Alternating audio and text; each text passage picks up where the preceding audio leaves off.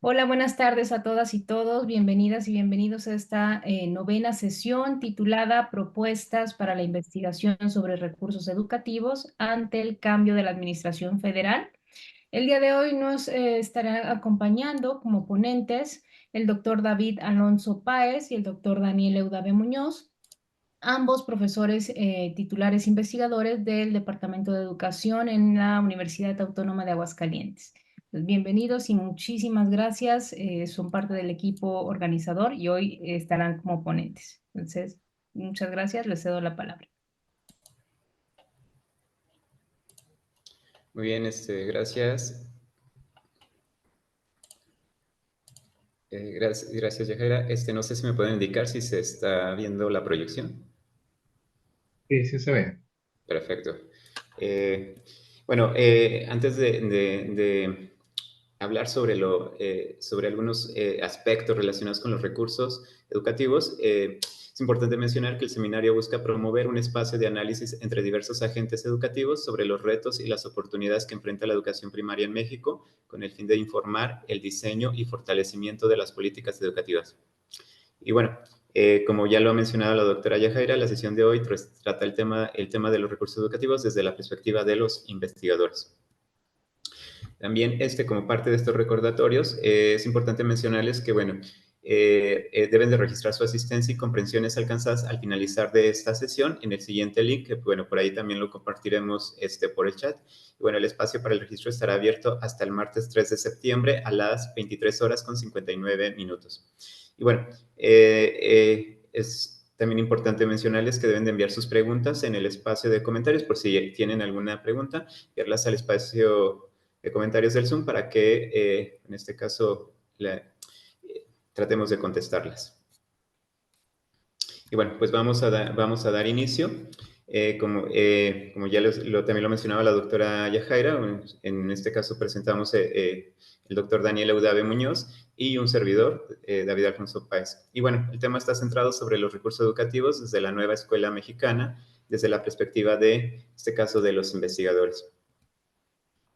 Bueno, es importante mencionar a manera de introducción, hemos tenido dos sesiones previas donde nos hablan sobre qué son los recursos, sobre los materiales educativos desde la nueva escuela mexicana, vista desde los actores en formación, en este caso fueron dos estudiantes del CRENA, y también tuvimos también esta discusión, esta reflexión por parte de la gestión educativa, que justo esto nos hablaba un poco sobre el recorrido de cómo se fue construyendo este nuevo modelo educativo y donde resaltaba algunos aspectos relacionados con lo que vienen siendo los recursos educativos. Y bueno, creo que un aspecto importante es entender qué son los recursos educativos, qué se entiende por este concepto y cómo está vinculado a lo que viene siendo el nuevo modelo educativo. Bueno, parte de la literatura nos marcan, por ejemplo, autores como Adler, justo mencionan que la práctica docente se apoya fundamentalmente en los recursos que llega a utilizar el profesor, es decir, los recursos son parte importante de la práctica docente, ¿no? Pues con estos el profesor llega a apoyarse para llevar a cabo el proceso de enseñanza y, bueno, la idea es favorecer el aprendizaje en sus estudiantes. Sin embargo, de acuerdo con la literatura, de corte teórico y científico, pues han demostrado que depende cómo llega a usar estos recursos, el maestro podría permitir obstaculizar, tener acceso al conocimiento que está intentando acercar hacia los estudiantes, ¿no? Y bueno, autores como Driver y Truss han también mencionado, y por allí hay diversas investigaciones de estos autores, que justo mencionan que los artefactos, en este caso los recursos, intervienen en toda la actividad de los sujetos, que hablándolo en el contexto educativo, pues vendrían siendo el profesor y los estudiantes. Y su uso justo depende de estas habilidades, de la experiencia y la comprensión que tenga el profesor sobre estos recursos. De aquí que entonces los recursos como artefactos pues hacen referencia a todo aquello que es usado por el docente, ¿no? Es una definición, digamos, muy clara, muy precisa de, bueno, es todo aquello que utiliza el profesor en una determinada tarea, en un problema, en una actividad que puede estar llevando dentro del salón de clases, ¿no? En pocas palabras, podríamos considerar que, bueno, los recursos vienen siendo herramientas al descubierto. ¿Qué entendemos por el descubierto? Pues que están ahí y el maestro los está utilizando, ¿no? Son aquellos materiales, objetos que pueden ser también de corte abstracto y que están a disposición para que el profesor pues, realice algún tipo de actividad escolar, y que pues lo común son las que se llevan dentro del salón de clase. Sin embargo, bueno, también es importante destacar que, bueno, la literatura nos marca una variedad de recursos, ¿no? Por lo común conocemos estos recursos que son tangibles, por ejemplo, el libro de texto, una regla, el cuaderno, pues son recursos tangibles, pero la literatura también nos marca que hay otro tipo de recursos, ¿no? Al menos autores como Judith Rush nos mencionan que hay tres tipos de recursos, o podríamos clasificarlos de esta manera, como tres tipos de recursos. Están los recursos físicos, aquellos que son tocables, por ejemplo, el libro de texto, una calculadora, el mismo programa de estudios.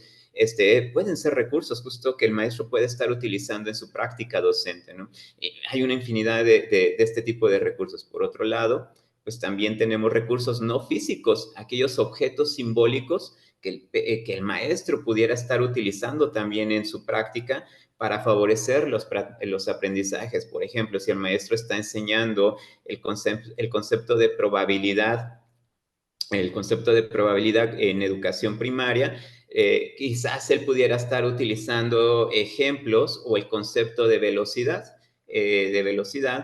como un recurso simbólico para lograr llevar a los estudiantes a comprender la proporcionalidad. Perdón.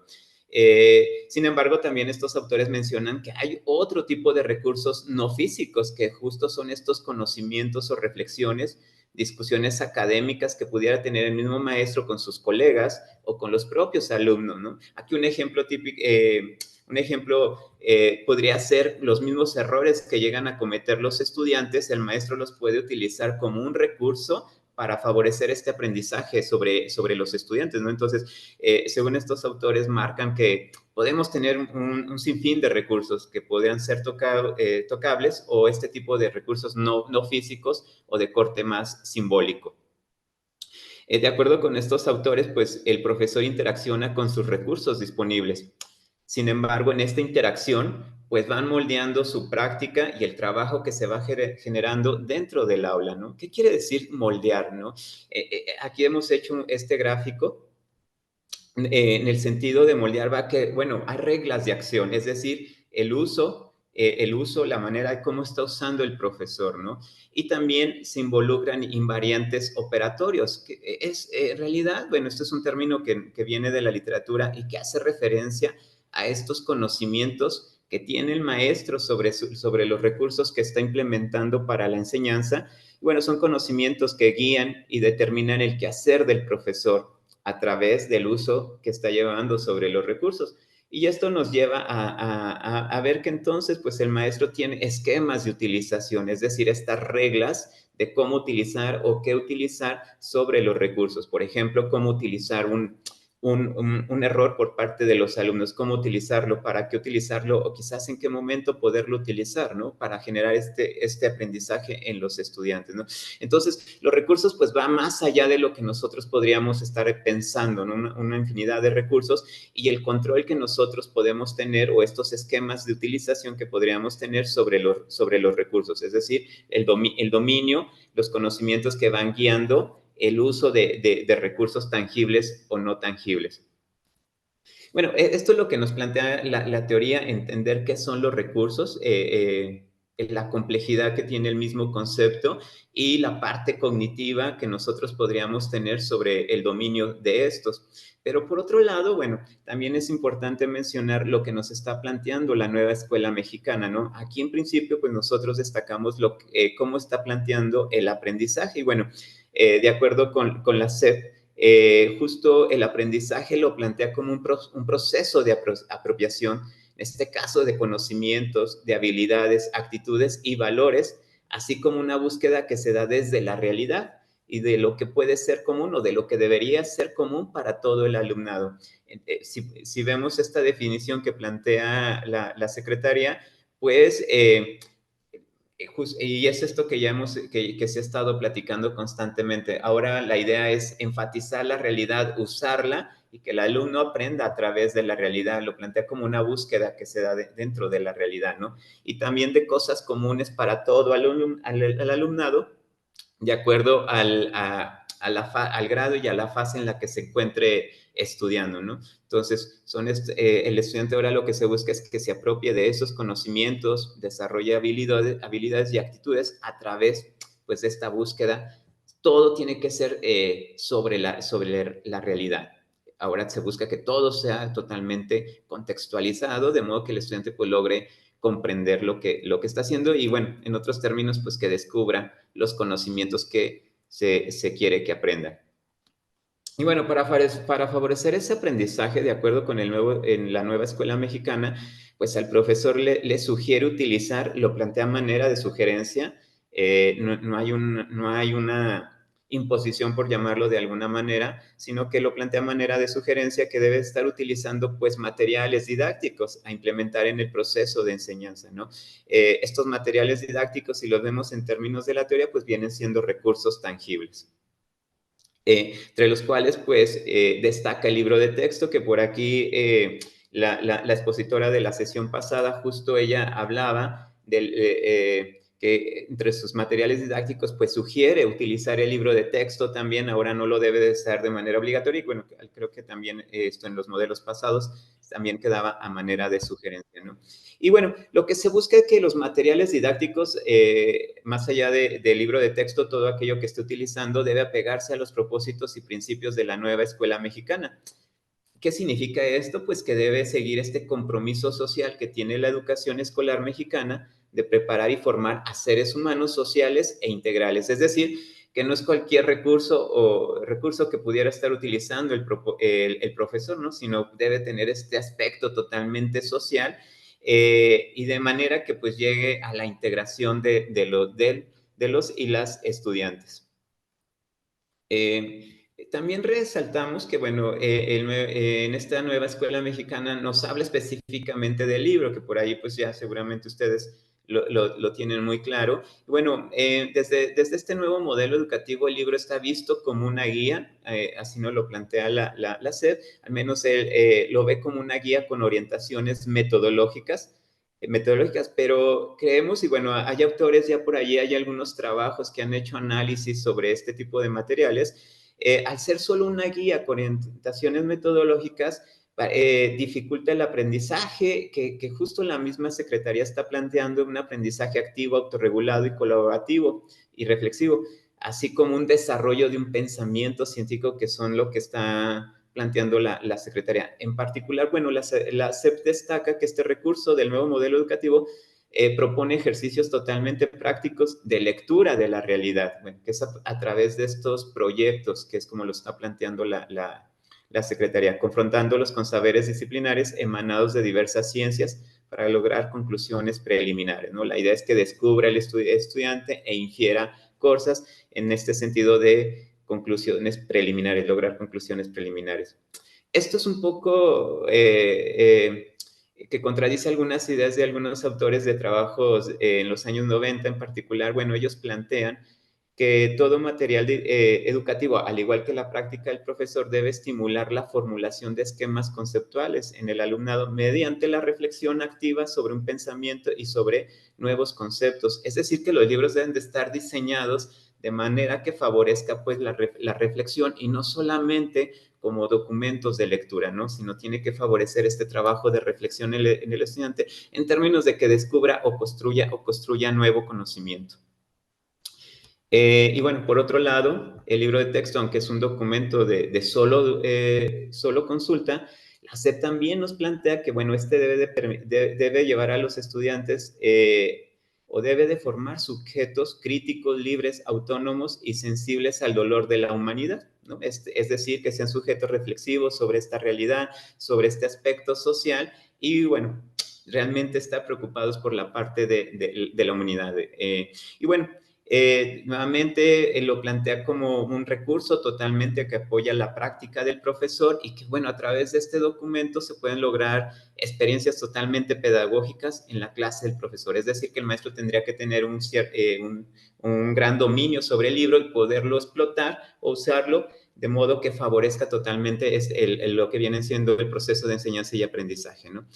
Y bueno, lo que también autores nos han planteado, como Castillo, Burgos y Godino, que justo ellos mencionan que el tratamiento didáctico de los contenidos en los libros de texto pues debe estimular la reflexión sobre situaciones reales, o sea, sí destacan ellos que se deben incluir situaciones, es decir, totalmente contextualizados para que favorezcan el aprendizaje de conceptos y procedimientos, así como la argumentación y la demostración, y un trabajo autónomo y colaborativo, entre otros, ¿no? Es decir, estos autores destacan o al menos discuten como estas características que debería de tener un libro de texto, ¿no? No solamente como un documento de consulta.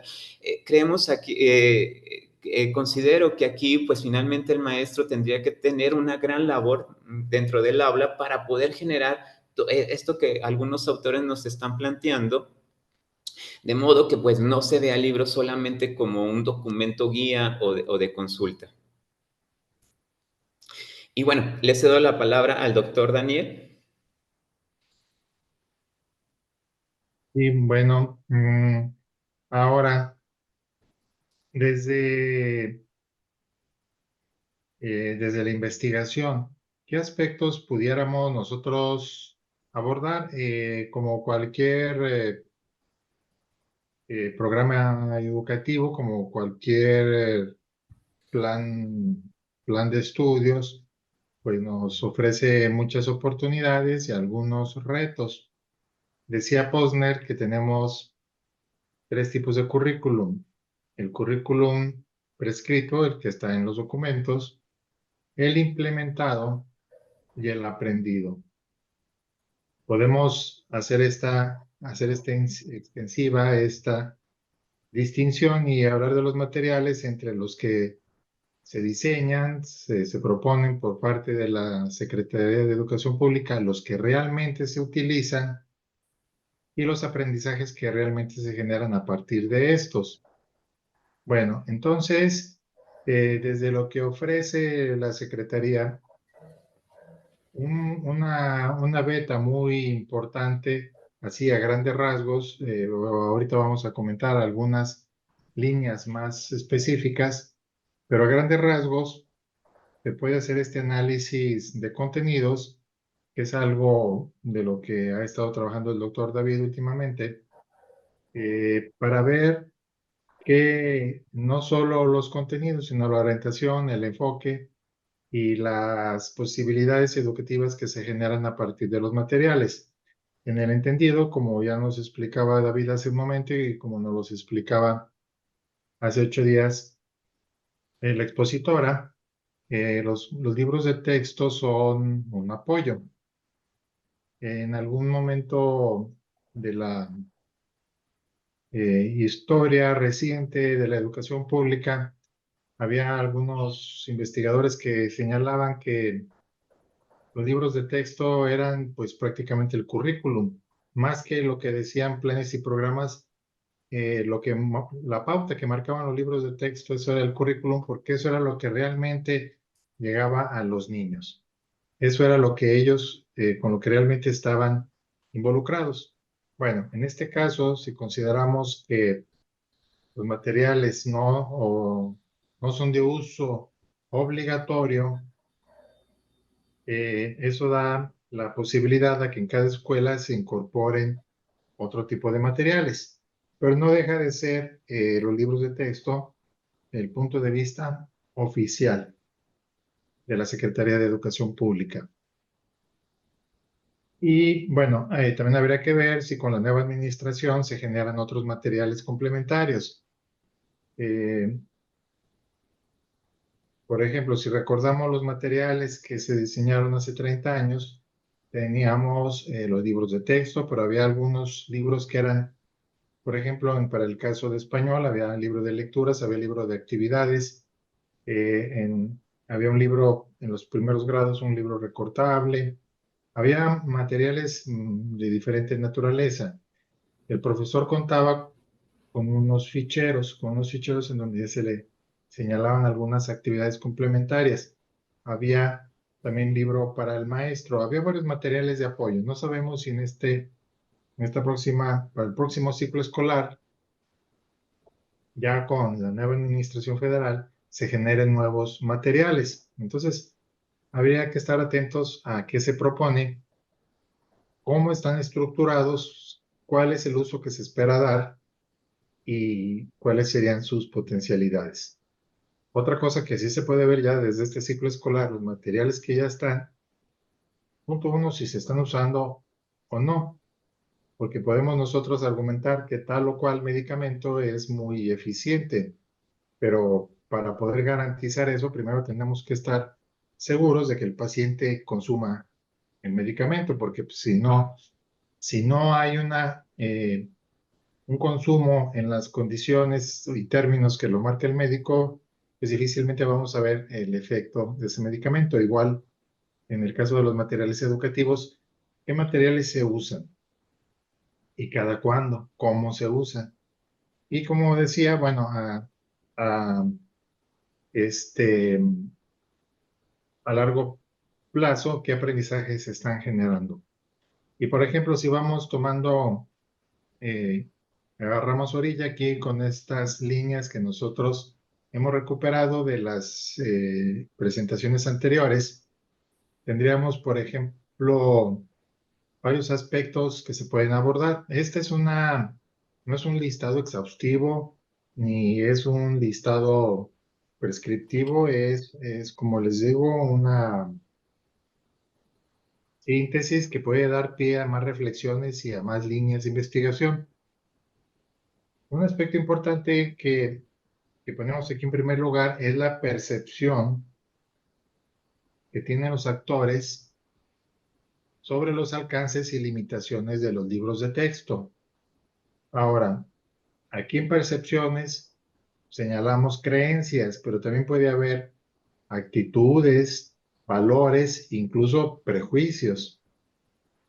Y cuando hablamos de actores, bueno, si ponemos actores en formación, esto que lo recuperamos de los compañeros del CRENA que hicieron su presentación, pues una cosa importante es ver los futuros profesores cómo los están percibiendo. Pero también en actores en general tenemos todos los profesores. Y también esto es importante considerar que el profesorado no es un bloque monolítico. Como nos comentaban en la sesión de hace 15 días, los estudiantes, y bueno, ella era una chica egresada de la normal. Hay profesores en activo de muchas edades, con diferentes experiencias, con diferentes percepciones. Entonces, ¿cómo perciben los profesores según diferentes contextos estos materiales? Y otro aspecto bien importante y también bien polémico es los actores que son los padres de familia, cómo perciben estos materiales. Ha habido mucha inquietud en algunos eh, grupos sociales, diferentes asociaciones que han manifestado cierta preocupación por los materiales, eh, pero yo creo que sí es muy importante, primero, que los actores conozcan bien dichos materiales, que si los niños tienen los libros de texto y los papás opinan algo, pues que primero los conozcan. Es muy delicado hablar a favor o en contra de un material que no conocemos. Es importante tener ese conocimiento de cómo están estructurados y qué nos ofrecen. Bueno, esto sería como con respecto a esta percepción global que tienen los actores. Otro aspecto importante es el diseño de estos materiales didácticos. Bueno, todo material didáctico debe de tener una estructura diferente según para el uso que se le va a dar y a la población a la que va dirigido. No es lo mismo un material de lectura en preescolar o un material de lectura universitario. Entonces, esta parte de diseño didáctico también es muy importante y, y esto implica muchos factores.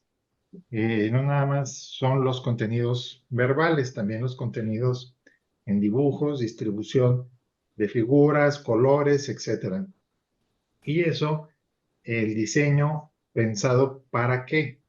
Por ejemplo, nos decía en unas diapositivas anteriores el doctor David, los objetivos de buscar personas libres, críticas, conscientes, sensibles al dolor de la humanidad. Bueno, ¿hasta qué punto estos materiales están generando todos estos aspectos, o al menos uno? No sé, por ejemplo, ser personas críticas. Bueno, otro aspecto, como lo señalaba, es la implementación del libro. Tenemos que ver que efectivamente se esté usando y cómo se esté usando cada cuándo. Pero también qué otros materiales se están usando. Si hay una libertad de usar materiales complementarios, ¿qué otro tipo de materiales se están usando? Mm, es lógico pensar que en algunas instituciones van a tener más condiciones de enriquecer el acervo de materiales simplemente por su ubicación geográfica. Una escuela en área urbana ni siquiera es necesario que sea en un área de clase media o clase alta donde tengan mejores condiciones económicas los niños. Puede ser en una zona popular, pero en donde sí hay papelerías, donde sí hay acceso a materiales, por ejemplo, periódicos, resistol, este tipo de materiales que en el área rural es más difícil de conseguir. Entonces, ver todo esta implementación de materiales que se dan pero también con base en un proyecto educativo, el proyecto educativo que tenga cada profesor, que tenga cada escuela. Otro aspecto que ha sido muy desarrollado en la investigación es el análisis de contenidos. Y bueno, en este caso, obviamente, tienen que ver con, sería diferente para cada disciplina, pero también habría que ver esta, como diría Chevalat, esta transposición didáctica, o sea, esta traducción de un saber disciplinar a un contexto didáctico. Si vamos a hablar del problema ecológico en un libro para primaria, no sería muy prudente usar toda la terminología científica. Sí es conveniente introducir algunos conceptos, pero no con una densidad disciplinar que no va a entender el niño. Entonces hay que hacer esta traducción a un lenguaje y a ciertas condiciones que el niño pueda entender. Y también pensar esta transposición, esta traducción de un saber, pensándolo didácticamente, hacia dónde se enfoca, qué piensa favorecer, el aprendizaje o la enseñanza. O sea, ¿a quién le va a ser más útil ese material? ¿Al maestro para que programe su clase y la pueda implementar? ¿O está centrada en los procesos del alumno?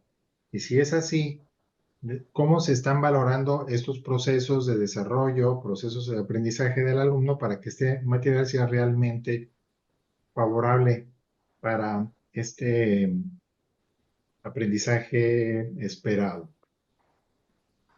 La que sigue, por favor.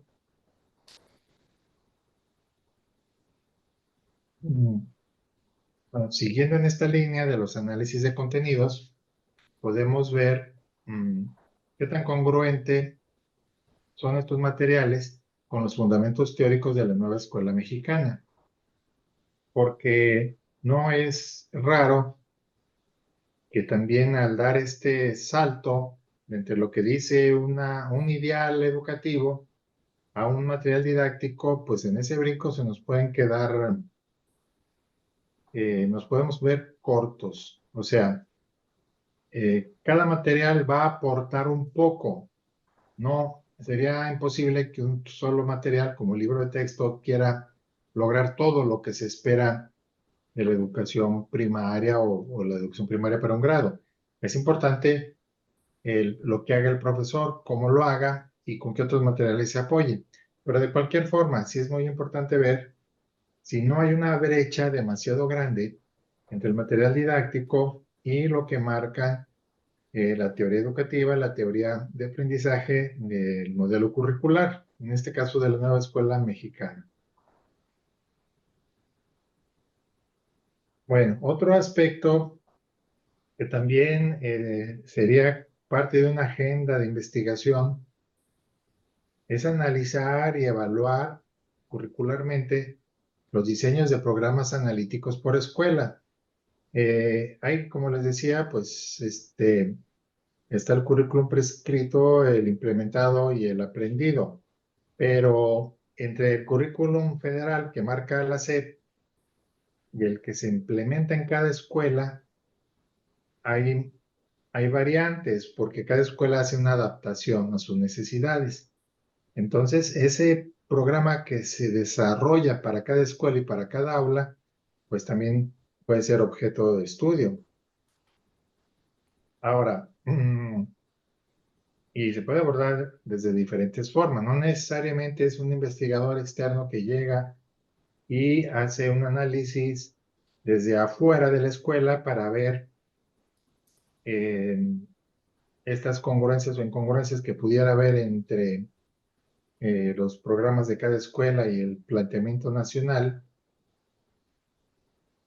Esto también se puede hacer de una manera como un proceso de sistematización de experiencias de los propios profesores, en donde ellos mismos hagan esta evaluación de qué tanto están respondiendo a esta normativa federal y qué tanto realmente está correspondiendo a sus contextos.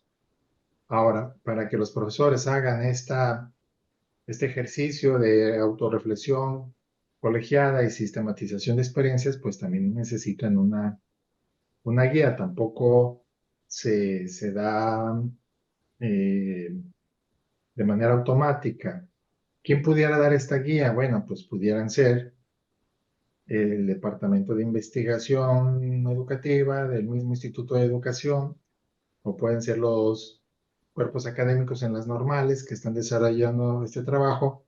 Son los actores que de manera más natural les tocaría liderar estos procesos autorreflexivos en el colegiado docente de cada escuela.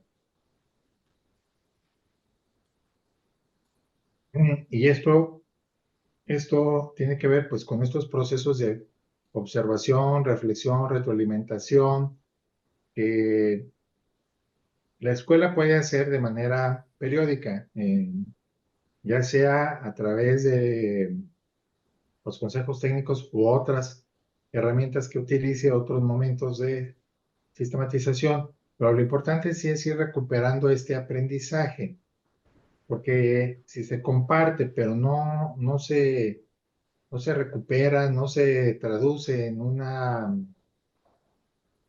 bitácora, en un acta que realmente sirva para hacer esta evaluación, pues esta reflexión podrá servir para lo inmediato, pero a largo plazo se puede perder. ¿Y qué tan a largo plazo? Pues de un ciclo escolar a otro se puede perder esta reflexión, sobre todo considerando que hay mucha movilidad o puede haber movilidad de profesores en las diferentes escuelas. Bueno, una cosa, perdón, la anterior. Bueno, otro aspecto que ya habíamos señalado, junto a las creencias, pues también está comprensiones e interpretaciones de los fundamentos teóricos y prácticos de la nueva escuela mexicana. La nueva escuela mexicana, como cualquier plan y programa de los que se han desarrollado a lo largo del siglo XX y el siglo XXI, tienen diferentes fundamentos filosóficos y psicopedagógicos. Pero bueno, ¿cómo los estamos entendiendo los usuarios de ese material? También es importante ver porque puede haber otra brecha entre lo que entienden las autoridades de la SEP y lo que entendemos en las aulas. Bueno, un aspecto que también aquí señalamos como la apropiación e implementación del plan de estudios es muy importante porque, y tiene que ver con estas comprensiones e interpretaciones, porque puede haber una aplicación acrítica, una aplicación mecánica. Si no entendemos, si no comprendemos un proceso, no lo podemos apropiar y simplemente lo estamos replicando de manera acrítica. Y eso sería particularmente contradictorio, porque si la escuela, bueno, la nueva escuela mexicana busca un uso, crear conciencia crítica, fomentar la libertad, y que se aplicara la escuela, el modelo de la nueva escuela mexicana de manera acrítica y mecánica, pues sería pues como sepultar la misma escuela mexicana. Entonces sí es importante esta apropiación para su implementación. Pero ¿se da o no se da? Ese es un tema de investigación también muy importante. Ahora sí, la que sigue, por favor. Bueno, hay aspectos más importantes. Por ejemplo,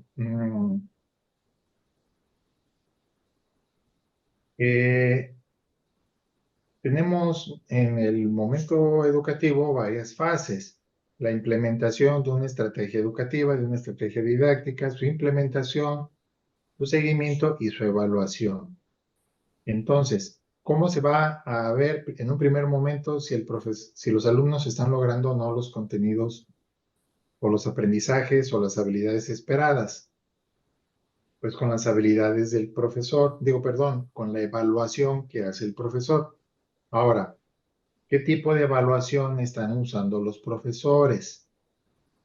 Y si esta evaluación de ahí se desprende una calificación o no, o es simplemente para retroalimentar a los alumnos o para una autorretroalimentación del profesor a su trabajo para mejorarlo, enriquecerlo, encauzarlo. Bueno, ¿cómo se está dando la evaluación formativa? Otro aspecto también que ha sido polémico es esta manera de integrar diferentes contenidos en proyectos académicos, esta integración curricular a través de ejes articuladores. Esto es por lo que hemos escuchado en las últimas sesiones, es un reto. Entonces, desde cómo lo entienden los profesores, cómo lo entienden los estudiantes, cómo se implementa, qué resultados tienen. Y como es un abanico muy grande de posibilidades, pues también va a ser un abanico muy grande de resultados esperados. Y esto puede generar también, bueno, en teoría sí debería de producir una gran diversidad de resultados, porque cada escuela es un micromundo y en cada contexto en cada comunidad hay situaciones muy diferentes, entonces sería esperable que estas articulaciones fueran muy diversas según las necesidades de cada entorno. Pero bueno, independientemente de si se da o no se da, lo importante es hacer este acercamiento para ver cómo se está haciendo. Otras líneas que en sesiones pasadas escuchamos como una preocupación es si se van a tomar en cuenta los tipos de aprendizaje de los estudiantes en esta nueva escuela mexicana, o si se está considerando como en la pedagogía tradicional de hace 100 años, que todos los estudiantes son iguales, estamos suponiendo que son iguales y entonces no hacemos un trato diferenciado, o si hacemos este trato diferenciado, la escuela cómo está valorando estas diferencias individuales en el contexto de la nueva escuela mexicana. Bueno, un aspecto importante es estas investigaciones de las que hemos estado hablando, que no son cosas que se nos hayan ocurrido a nosotros, sino que es lo que recuperamos de las sesiones anteriores, pueden evaluarse en un momento particular, no sé, al inicio del ciclo escolar, a mediados, al final, o bien hacerlo longitudinal. En la sesión pasada, la ponente nos presentaba una serie de tiempo explicando cómo se fue desarrollando o cómo se ha desarrollado la escuela, no escuela mexicana desde sus inicios y su evolución. Entonces, sería muy conveniente también hacer este seguimiento de qué se ha hecho, cómo se ha hecho, con qué materiales, cómo se ha recibido, cómo se ha conceptualizado, qué resultados se han tenido, pero de manera longitudinal. Mm, y bueno, esto sí correspondería, quien puede hacer este seguimiento más específico, pues sería el Instituto de Educación con sus diferentes instancias.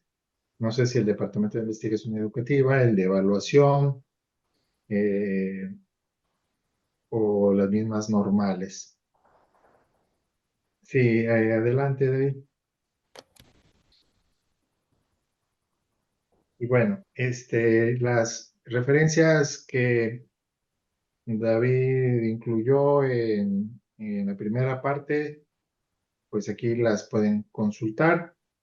Y estamos aquí, empezamos la sesión de preguntas, comentarios y pues con toda confianza nos gustaría escuchar sus participaciones. Bueno, el maestro Efraín Alcalá es... O pueden hablar con toda confianza. Si quieren que el doctor David les amplíe algún tema. Bueno, el maestro Efraín Alcalá López manda saludos a los expositores y menciona un gusto estar en este seminario, muy interesante exposición. Hay una pregunta que dice, entiendo que los recursos educativos pueden ser diversos y que en la nueva escuela mexicana existe gran flexibilidad al respecto. ¿En qué aspectos del uso de recursos educativos mm, debería centrarse la investigación educativa? Bueno, yo creo que por el papel central que ha jugado en la educación mexicana pública de los últimos 60 años, yo creo que el papel central son los libros de texto. Yo creo que sí deberíamos de centrarnos en los libros de texto, pero precisamente por esta gran flexibilidad también habría que manejarlo con cuidado porque mm, que no se genera la impresión de que, como en periodos anteriores, el libro era lo único o era lo principal.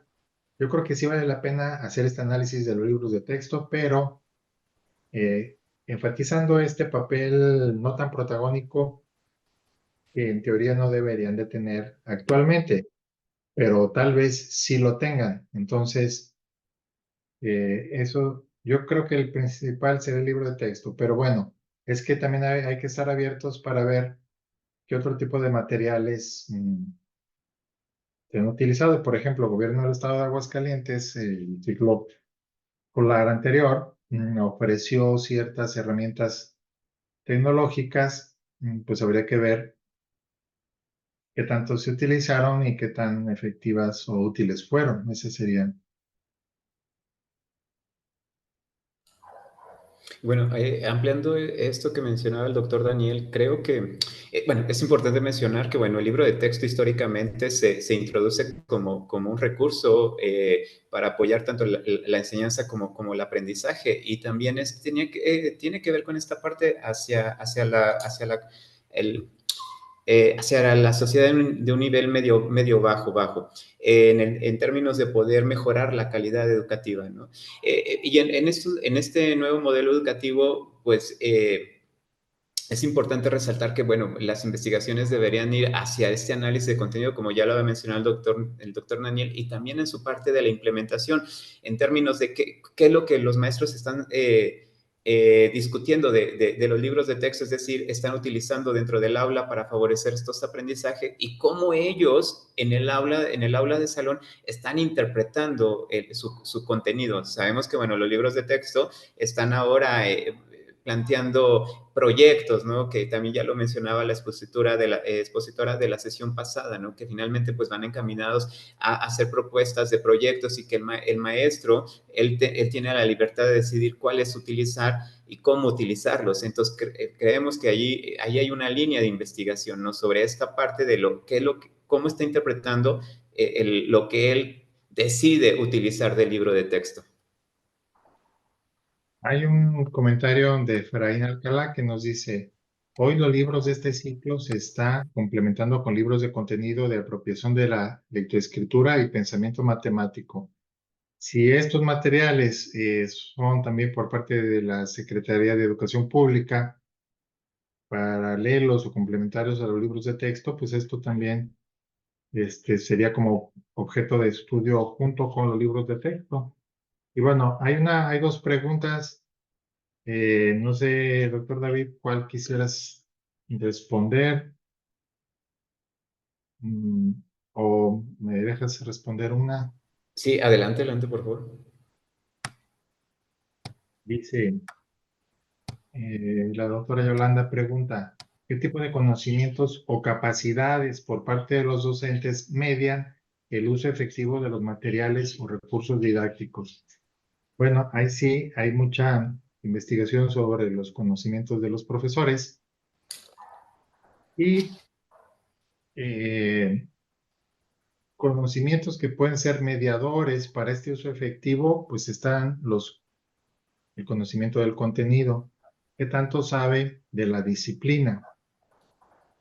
Y bueno, pues es un reto porque parte de la actualización docente, yo creo que sí se debería de reforzar más en cuanto al manejo de contenidos. Pero también otro aspecto que luego es muy señalado por la literatura y a veces en la práctica nos quedamos cortos es qué tanto saben los profesores o sabemos sobre los procesos de aprendizaje de los alumnos, cómo aprenden los alumnos. Y esto implicaría pues también esta capacidad de mediación que hacemos entre el contenido de los aprendizajes, pues a partir de lo que sabemos de los procesos de los niños. Y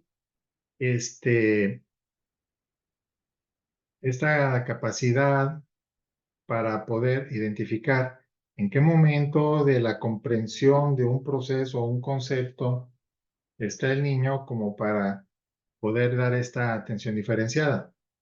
Y bueno, ya también se ha señalado mucho que uno de estos problemas para lograr esto, aparte de los conocimientos o habilidades que pueda tener el profesor, pues también depende mucho de las condiciones reales de operación. ¿Qué tan posible es que en las aulas que tenemos en nuestras escuelas se pueda hacer este tipo de trabajo tan, pues, personalizado? Pero bueno, por lo pronto me quedaría con estos dos aspectos centrales.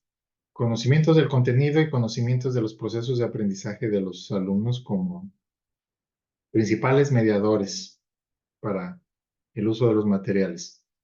Y luego, David, hay otra pregunta.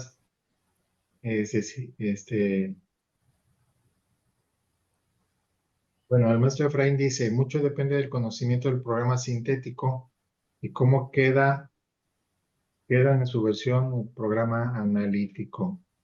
Este es otro material básico que habría que estudiar porque esa es otra transposición, la transposición que hace cada escuela o la interpretación, la adecuación que hace cada escuela de la nueva escuela mexicana, del planteamiento curricular federal, cómo lo traduce cada escuela a su realidad.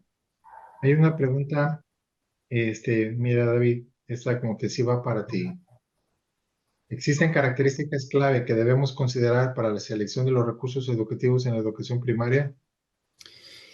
Bueno, esta pregunta pues sí es muy, muy relevante. Bueno, lo menciono en esos términos porque justo en el 2023, a través del diario oficial, la Secretaría justo publicó los lineamientos de las características que deberían de tener los materiales educativos. No especifica los libros de texto, sino justo lo plantea como materiales educativos.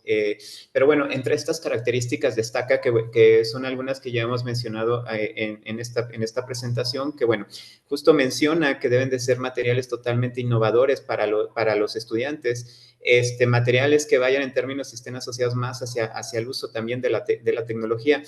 Y ellos resaltan en estos lineamientos, en varios puntos resaltan que realmente debe de motivar el trabajo a partir de la realidad. Sí es un aspecto clave dentro de sus lineamientos utilizar la realidad para los aprendizajes de los estudiantes, ¿no?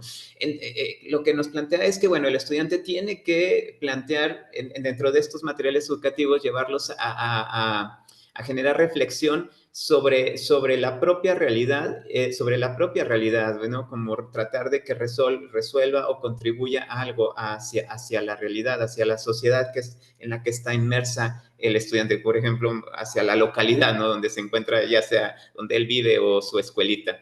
Entonces, principalmente lo plantea esto, ¿no? Utilizar la realidad sean totalmente materiales educativos. Y bueno, que involucre la reflexión, la motivación, el trabajo en comunidad y bueno, el trabajo individual.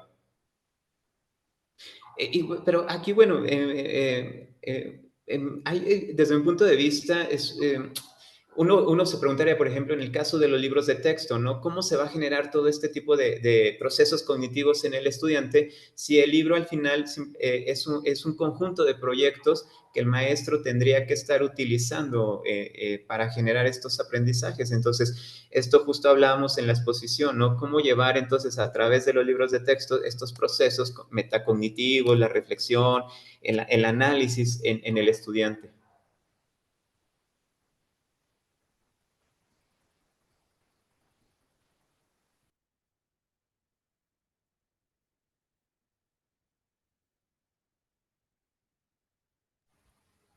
Otra pregunta dice, bueno, primero un comentario del maestro Efraín, dice, lo que comenta Daniel es clave, la competencia docente es clave. El otro es la disposición de apropiarse de los nuevos materiales, energía y entusiasmo por poner en práctica lo nuevo.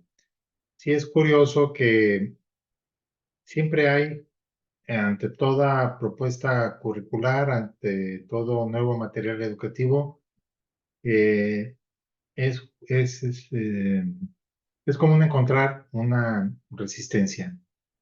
Resistencia moderada, resistencia severa, resistencia al cambio. Eso es muy común.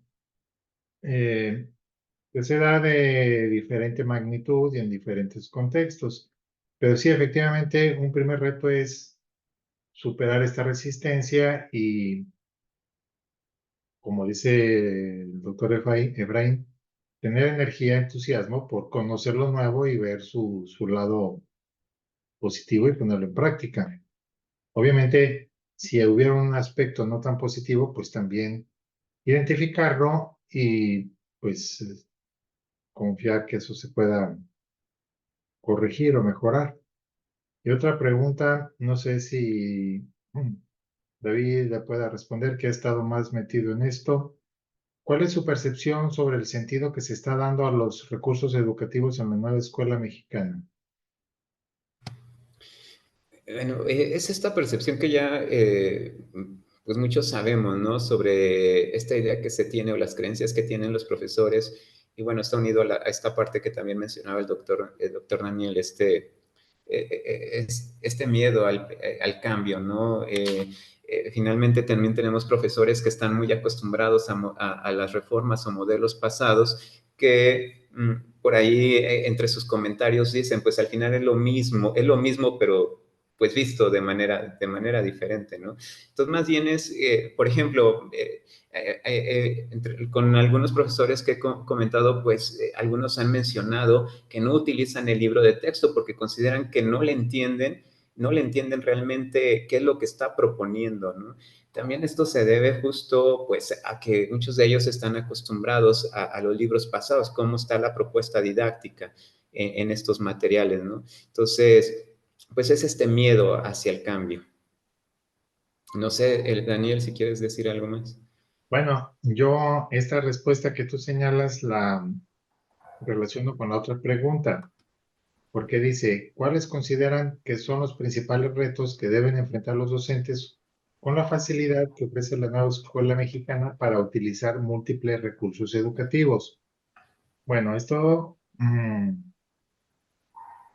suena muy bien, esto de esta flexibilidad para usar múltiples recursos, pero es un arma de doble filo. ¿Por qué? Porque por un lado hay muchos docentes que están acostumbrados a tomar los libros de texto como el material base y entonces es como pues una vía de ferrocarril por donde se van derechito y trabajando con los libros de texto. Y no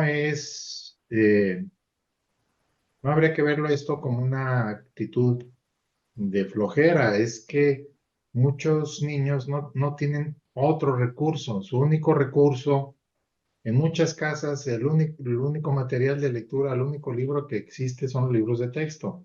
Entonces, no es extraño que los maestros pues tomen como guía el libro de texto. Abrirlo a más posibilidades, pues esto da pauta para aprovechar otros recursos. El problema es que si están o no a la mano.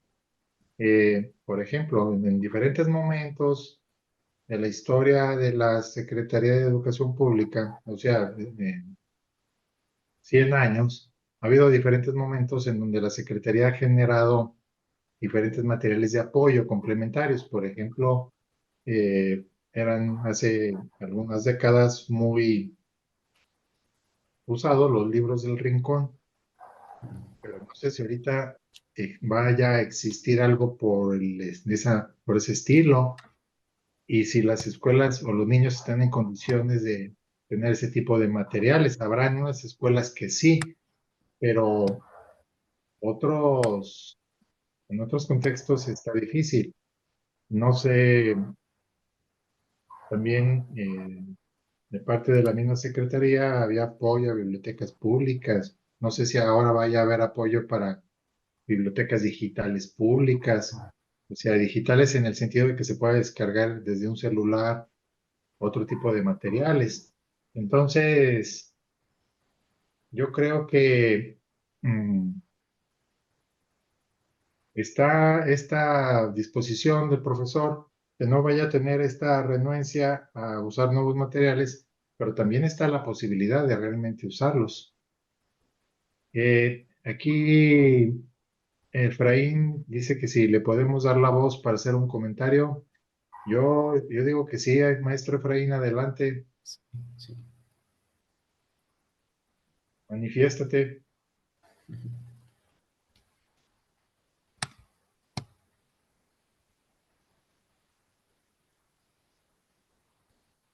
Hola, ¿se escucha? Sí, muy Sí. bien. Sí. Ah, bueno, Te escuchamos, pero no un te saludo. vemos. Sí, está bien así. No me vean porque estoy bien, Bueno, estoy impresentable.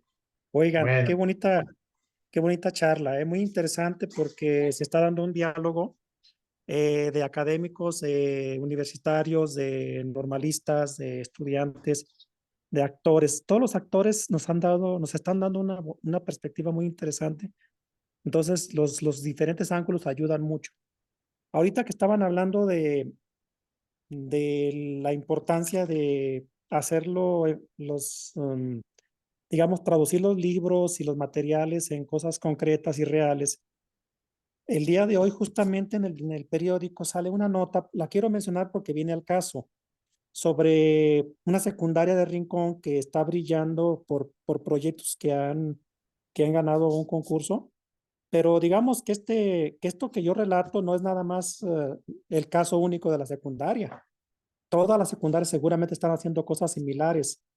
Aquí el asunto es que, por ejemplo, uno de sus proyectos de esta secundaria surgió de la preocupación de los chicos de la secundaria por la situación de los migrantes que transitan por las vías del tren en camino hacia Estados Unidos.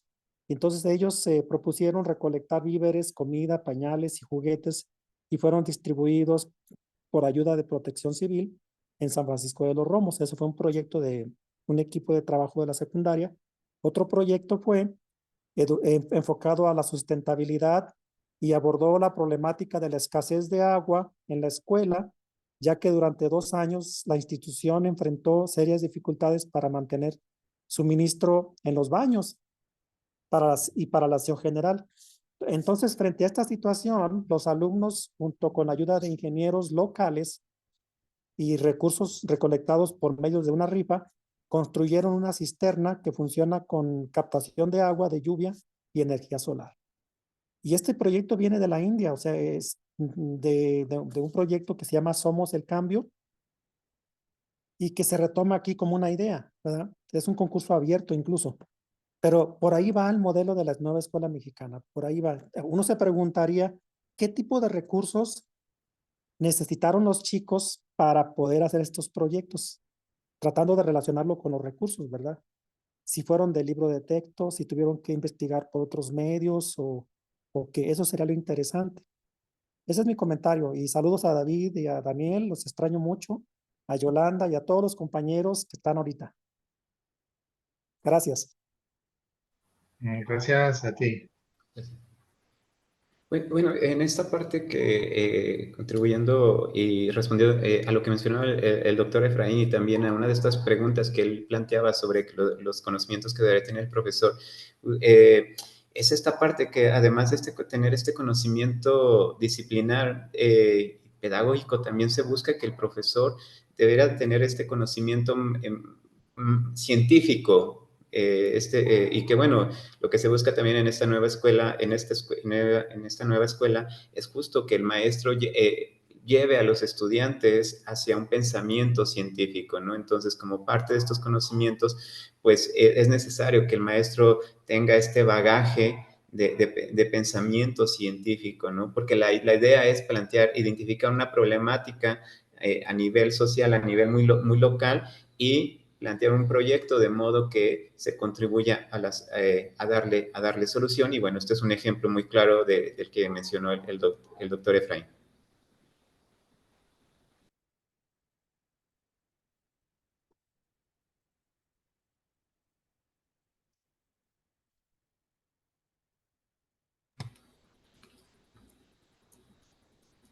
Yolanda Chávez nos comparte que acaban de inaugurar el Museo Virtual de las Matemáticas por parte de la Facultad de Ciencias de la UNAM. No sé si tengas el link de ese museo, Yolanda, que nos lo puedas compartir, porque así como este material, digo, este museo virtual, puede haber otros materiales similares que sirvan de apoyo.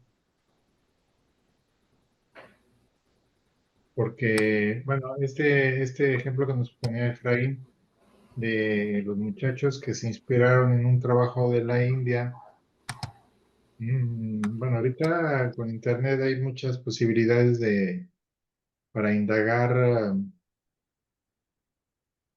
propuestas, diferentes cosas, pero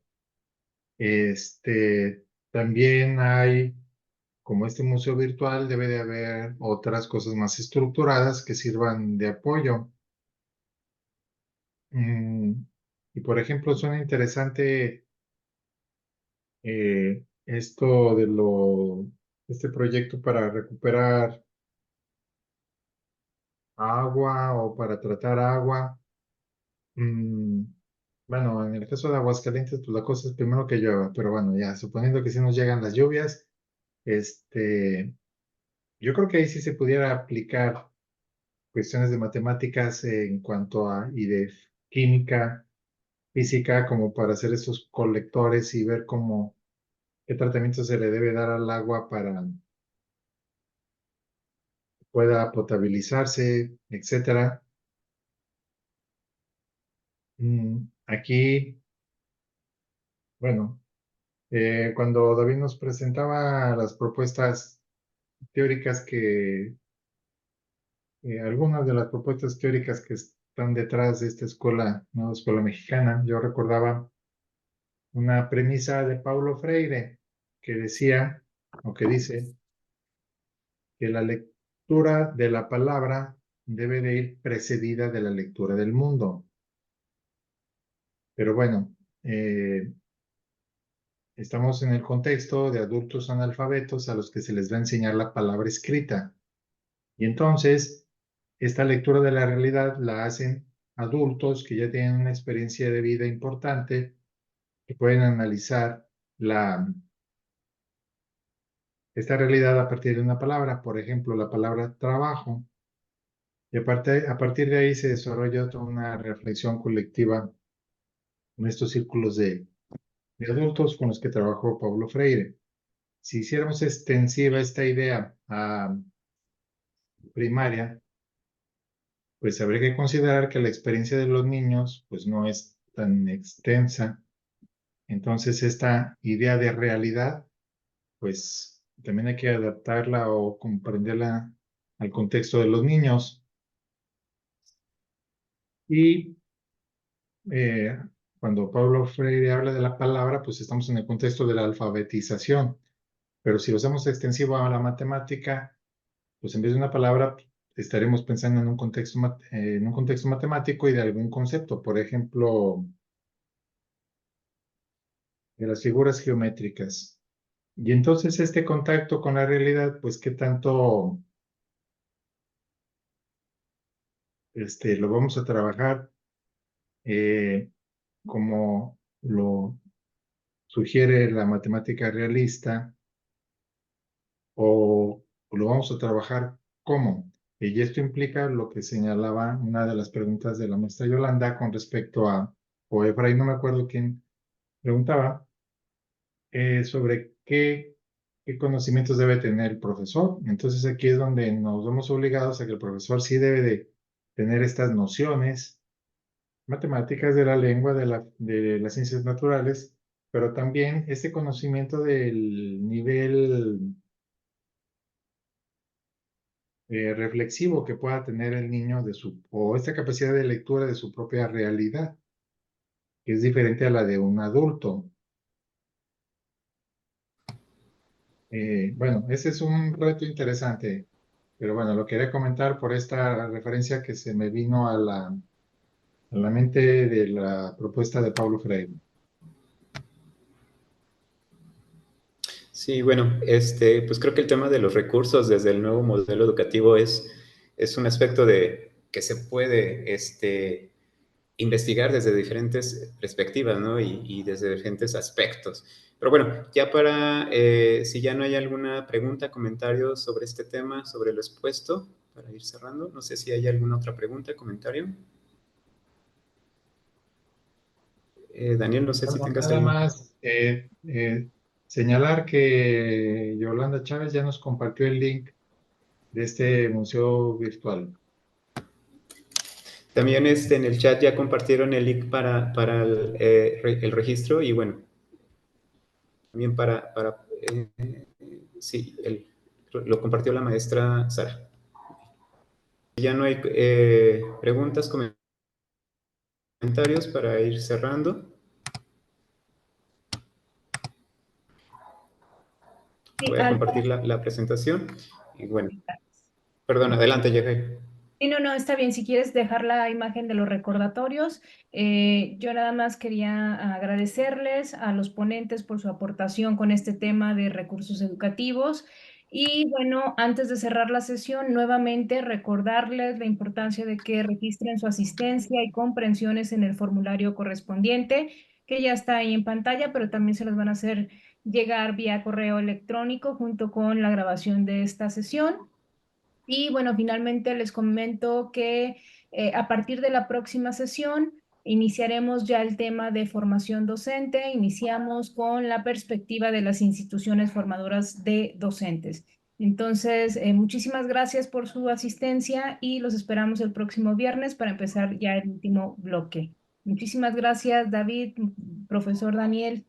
Muchas gracias por las aportaciones, muy interesante. A los asistentes, nos vemos el próximo viernes. Gracias. Gracias a ustedes y nos vemos en la próxima.